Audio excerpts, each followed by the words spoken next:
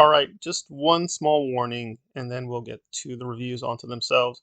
These will basically be sort of surveys of the episodes. So if you want a more detailed breakdown of each individual episode, I will have that on my essentially Kubrick channel, Examining Kubrick. You can go there for the more detailed stuff. These will basically be much more general overviews of Sandman. Okay, with that out of the way, let us proceed. So, how were the first two episodes? They were fairly boring. I would recommend seeing them. They were needlessly boring. Now, the first episode, I didn't have that much of an issue because you got to establish a lot of things, you got to introduce a lot of people, so inevitably it's going to have a very slow pace. Also, Charles Dance, I think, was very compelling in that episode. The first episode is fairly rocky as an introduction to Sandman. I thought it was kind of a necessary evil. Unfortunately, the second episode actually had worse pacing issues. It just felt even more of a slog. There was one small scene which I thought was really, really powerful and really well done. That's about it. A lot of the episode just dragged. Again, it's a necessary evil. You got to introduce more people, introduce more of the world, introduce more details, but it just felt very bland and not very exciting. And what we got with Morpheus was pretty weak and small. So, what essentially is happening? Well, Morpheus has been captured by a cult, and this cult keeps him in captivity for a very long time. Because Morpheus controls dreams, both dreams and nightmares, people can't go to sleep, or they can't dream, or nightmares are sort of invading the real world.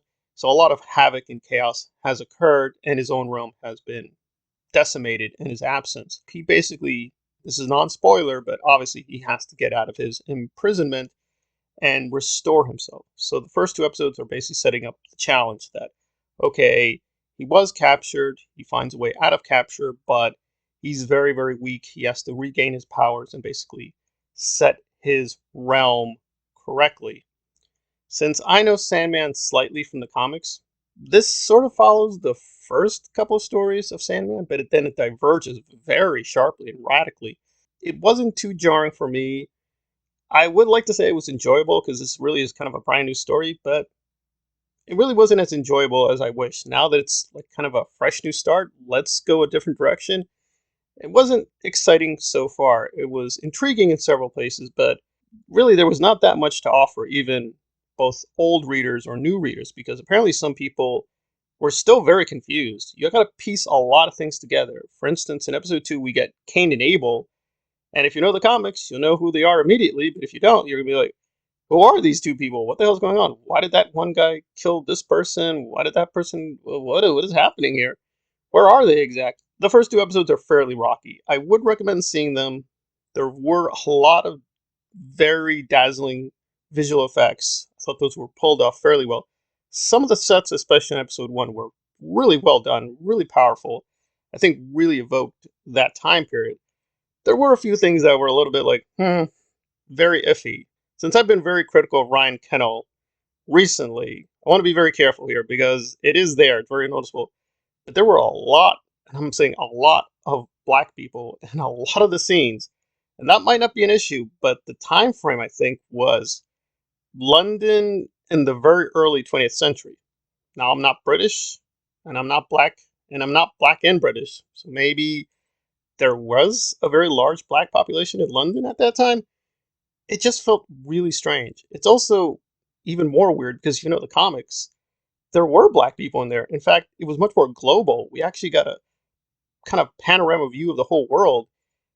Here it's much more constrained. I will say though, episode 2 did a slight section which was really delving into that, but it was very short and where we do kind of go throughout the entire world, but that was really small. So it just felt really strange in the way they're adapting things. And again, this is going to happen when we use real world performers. They never quite match what you're thinking in your head or how it would be visualized. But certain things I thought were, yeah, a little too politically correct or didn't quite fit the time frame or didn't fit the story as I understood it. It wasn't too bad, but there was one scene in particular. It got very political. That got annoying to me, but other people may ignore it or be like, I don't see the problem. It was a bit erratic and all over the place. I gotta say, I think Tom is an okay actor, but Morpheus, and this is even true in the comics, is not a very compelling kind of protagonist. It's really things happening around Morpheus that are interesting, and so far it's not all that interesting. We're just getting the basic generic stuff like, okay, he has a challenge. He apparently has a kind of big bad character he may confront later. He was well done. His performance was actually kind of compelling. That's about it. We're just getting a lot of names, dates, mythological figures, and characters, but they're just kind of boring. The special effects were mostly well done, but in some places they were fairly weak. Like there's a dragon that shows up. He looks okay, but compared to House of the Dragons or Game of Thrones, it looked really pathetic. So it's just a very, very mixed bag. I'd say the average score is sort of like between a 7 and 8, like 7.25, 7.5, maybe 7.65. It's sort of ranging in there. It's good enough. If you're a completely new to Sandman, you may find this very visually attractive and maybe like overwhelming but interesting.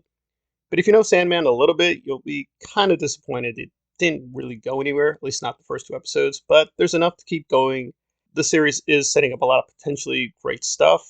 Some of the performers were compelling, like Charles Dance and some of the people in episode 2, but again, a lot of the performances, a lot of the time is just it just dragged. It was very sloppy. It was only visually really arresting in only a couple of scenes. And that's about it. So it's off to a very rocky start. I would recommend it, but come in with kind of moderate expectations because, yeah, given the potential, they really didn't do all that much with the first two episodes, unfortunately.